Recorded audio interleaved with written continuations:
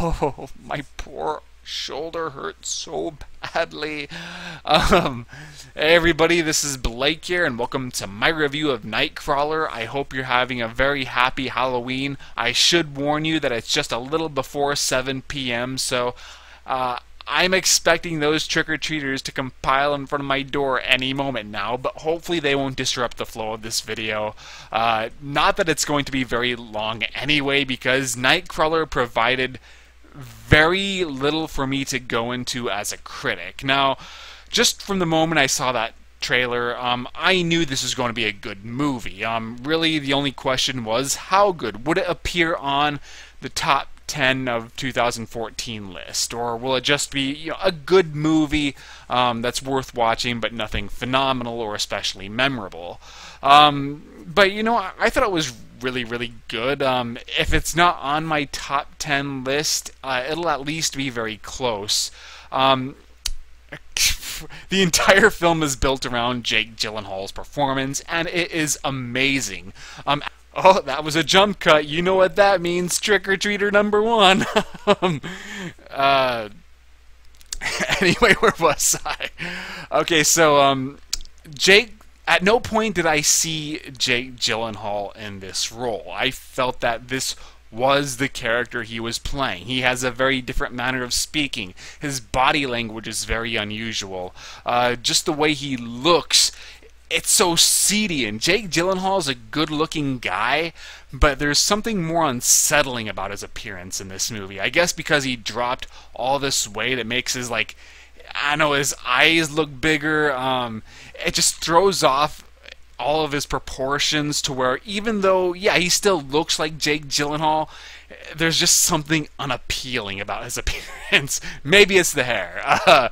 But also, it's one of those characters who... He's very charming. He's very charismatic. He always has a smile on his face. He's always diplomatic and friendly. But at no point does he seem anything less than sinister. And that's what I thought was interesting about Nightcrawler. Usually when you have a scumbag and the lead role, there's something more likable about them. Their charisma overrides all of their negative qualities.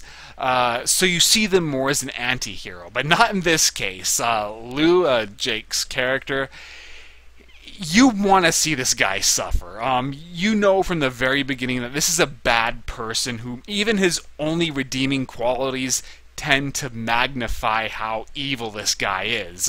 He's very smart. In his own way, he's a hard worker, but at the same time, I'm reminded of Pain and Gain, where, even though it seems like they're hard workers, they weren't willing to put in honest effort. They always had to cut corners and cheat and steal and blackmail, stuff that totally undermines that apparent strength. And in this case, I felt that this character was even more monstrous than they were, because at no point do you feel like you're supposed to really root for him, that you're supposed to sympathize with him. The first time you see him, he beats the crap out of somebody with a smile on his face. And he's pretty scrawny looking, but at the same time, there's just something so deadly about his gaze. His entire presence is just so unnerving. Like, if he wants to hurt you, it doesn't matter if you're twice his size, you're going to be intimidated by him. And I loved his interactions with other people, because you have those who totally buy into the persona that he's trying to show, once again, the nice, charming, hard-working guy. And then there's other people who obviously see through him and are very wary of being around him. So it just created so many interesting dynamics amongst him and the other characters. But even though he's very unlikable, he's always very compelling. You can never take your eyes off him for a single moment. There isn't a single boring or fillery scene in the entire movie, and that's impressive because Nightcrawler definitely plays with a very loose narrative. In a lot of ways, I'm reminded of Taxi Driver. It's very methodically paced. Some people might even say slow.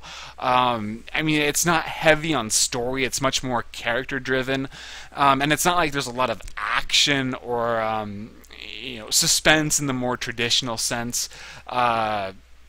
But because that lead character, the entire film does such a good job at building up the lead character with every scene, all of it feels perfectly relevant. If they cut out a single, sequence of events or just a single scene, I think this film would have, lost something. Even there's this one part where he goes on a date with Rene Russo's character, and I'm thinking, all right, well, I know where this is going. Well, honestly, I was wrong.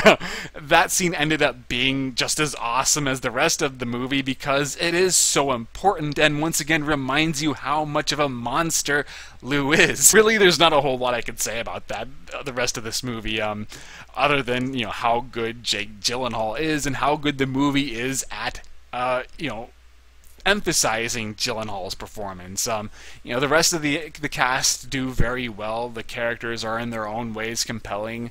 There are some very intense scenarios that they find themselves in. But even then, I felt that the real suspense came from you never were really sure what Lou was going to do. How far does his depravity run?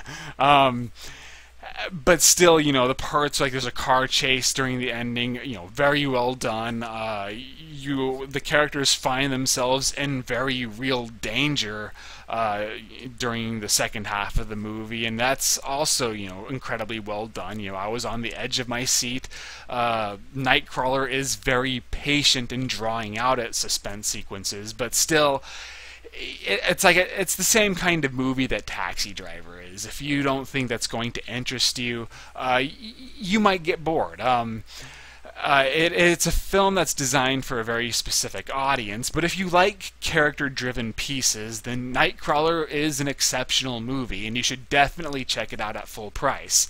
If you'd much rather a more traditional thriller with action and stock sequences and a more concrete story, then maybe Nightcrawler isn't for you.